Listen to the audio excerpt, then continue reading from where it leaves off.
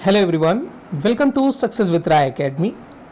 1 April 2025 के current affairs के questions को आज के इस वीडियो में हम डिस्कस करेंगे और जितने भी इम्पॉर्टेंट क्वेश्चन बन सकते हैं उनको हमने इसमें समाहित करने की कोशिश की है। उसके अलावा भी जो भी क्वेश्चन बच जाते हैं या फिर कुछ मिस हो जाता है तो उसके लिए हम वन लाइनर वीडियो आपके सामने प्रस्तुत करेंगे।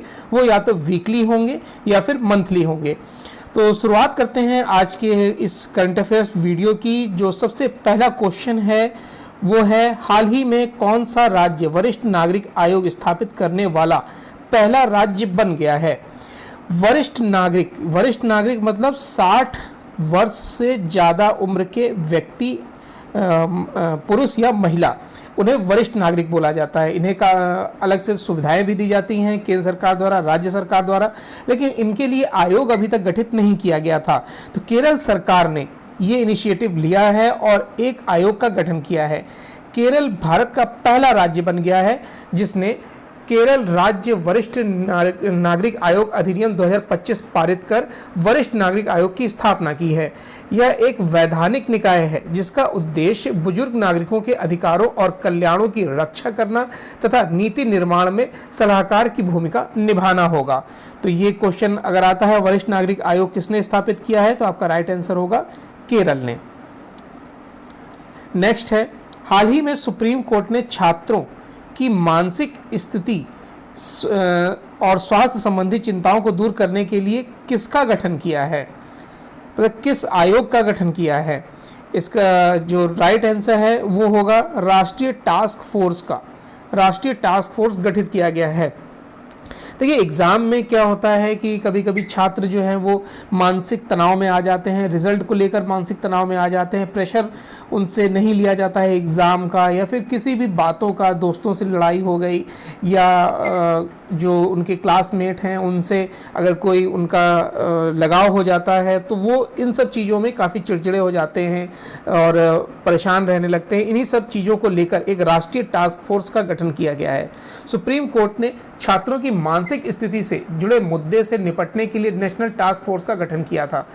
एनटीएफ ने छात्रों में मानसिक स्वास्थ्य से जुड़ी समस्याओं का समाधान निकालने के लिए उनकी कार्यवाही शुरू कर दी है। यह टास्क फोर्स अब अपनी रिपोर्ट तैयार करने के लिए जल्द ही जनता के बीच जाएगा और तमाम इंटरव्यू के माध्यम से एक रिपोर्ट तैयार करेगा। सुप्रीम कोर्ट ने एनटीएफ को यानी कि नेशनल टास्क फोर्स को 8 महीने में फुल रिपोर्ट पेश करने को कहा है।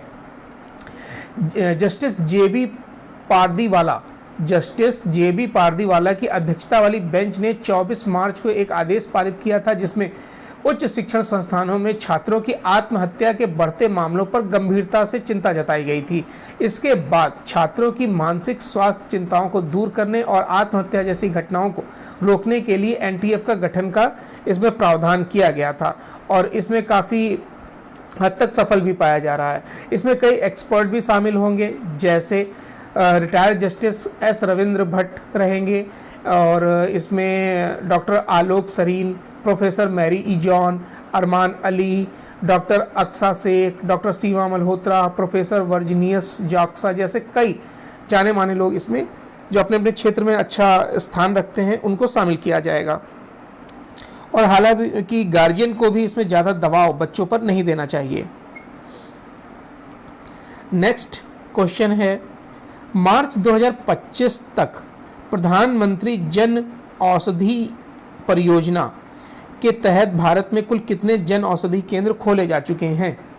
इसका राइट आंसर होगा फोर्थ ऑप्शन, 15,057।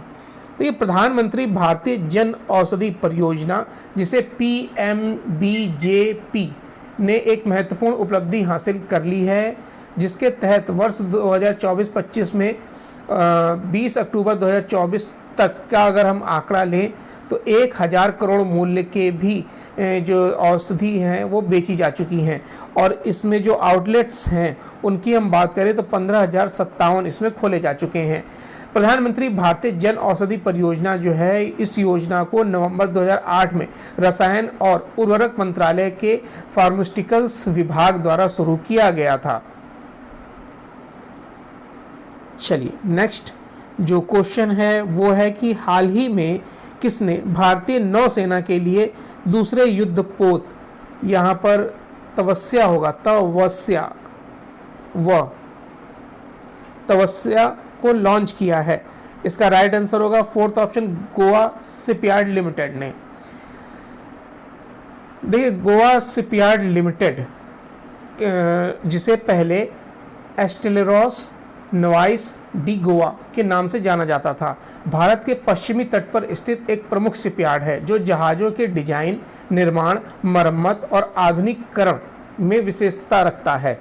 इसकी स्थापना की बात करें तो 1957 में पुर्तगाली औपनिवेशिक सरकार द्वारा किया गया था, इसको स्थापित किया गया था। रक्षा मंत्रालय भारत सरकार के प्रशासन नियंत्रण में के तहत ये कार्य करता है।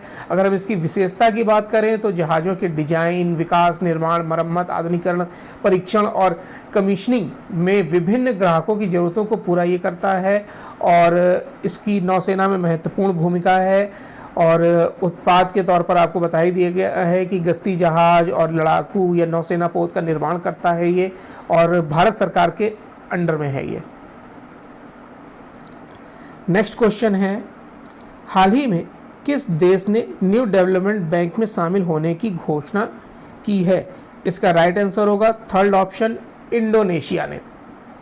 देखिए, न्यू डेवलपमेंट बैंक जिसे पहले ब्रिक्स बैंक के नाम से जाना जाता था, ब्रिक्स देशों ब्राज़ील, रूस, भारत, चीन और दक्षिण अफ्रीका द्वारा स्थापित एक बहुपक्षीय विकास बैंक है जिसका उद्देश्य उभरती अर्थव्यवस्थाओं और विकासशील देशों में बुनियादी ढांचे और सतत विकास परियोजनाओं के लिए संसाधन जुटाना है।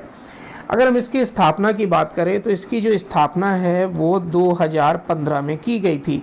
जो इसका उद्देश्य है, मोटिव है, वो उभरती अर्थव्यवस्था और विकासशील देशों में बुनियादी ढांचे का मजबूतीकरण करना था।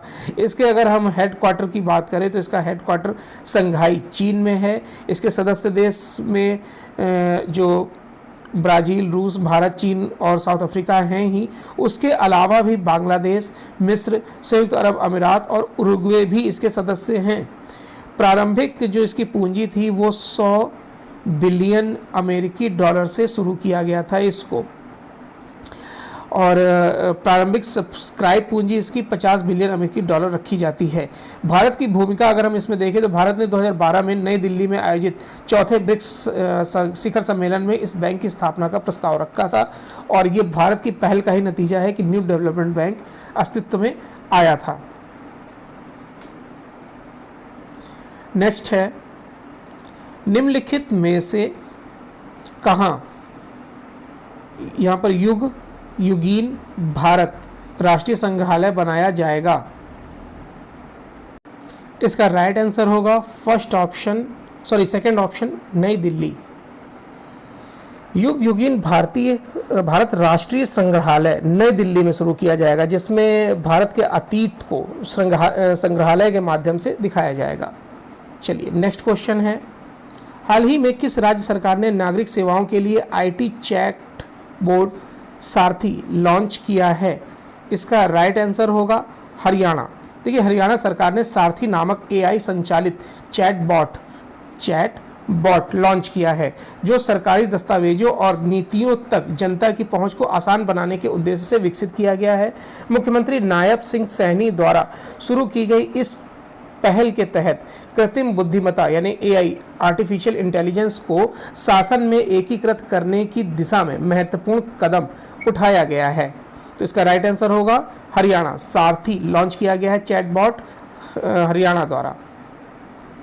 नेक्स्ट है, हाल ही में IIT संस्थान के हैक द फ्यूचर हैथकॉन आयोजित किया गया है। किस IIT द्वारा हैथकॉन को आयोजित किया गया है? इसका राइट आंसर होगा फोर्थ ऑप्शन, IIT गांधीनगर द्वारा। IIT गांधीनगर में हैक द फ्यूचर हैकथॉन में नवाचार और सहयोग का प्रदर्शन NSO इंडिया ने भारतीय प्रौद्योगिकी संस्था गांधीनगर के सहयोग से सोमवार को IIT GEN परिसर में हैक द फ्यूचर शीर्षक से 36 घंटे का हैकथॉन सफलतापूर्वक संपन्न किया है।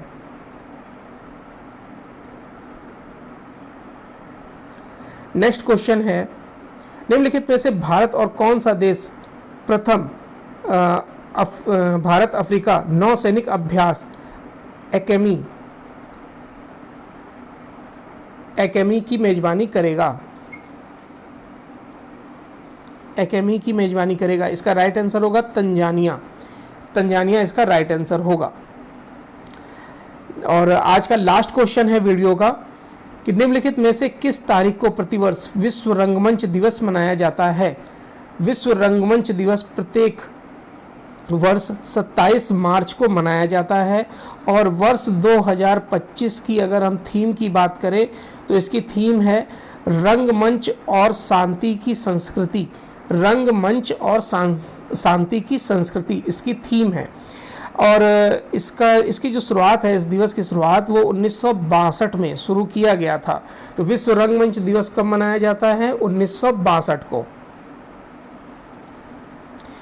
तो ये आज का यानी 1 अप्रैल 2025 के करंट अफेयर्स का वीडियो था, जिसमें हमने 10 क्वेश्चंस को समाहित किया है। इसके अलावा भी अगर कोई क्वेश्चन बच जाता है तो उसको हम वन लाइनर के माध्यम से आपके पास वीकली या फिर मंथली तौर पर लेकर आएंगे, लेकिन कोई भी करंट अफेयर का क्वेश्चन आपका मिस नहीं होने देंगे।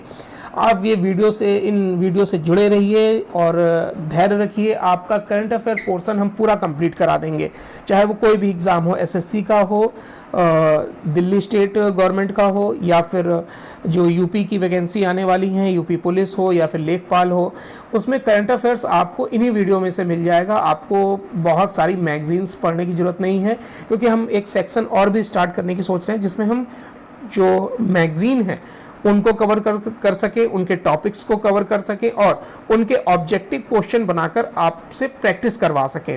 हमारा पूरा जो मोटिव है वो आपसे से ज़्यादा प्रैक्टिस करवाने का है। जितनी ज़्यादा आप प्रैक्टिस करेंगे उतने ज़्यादा आपको क्वेश्चंस पर पकड़ मजबूत बनेगी।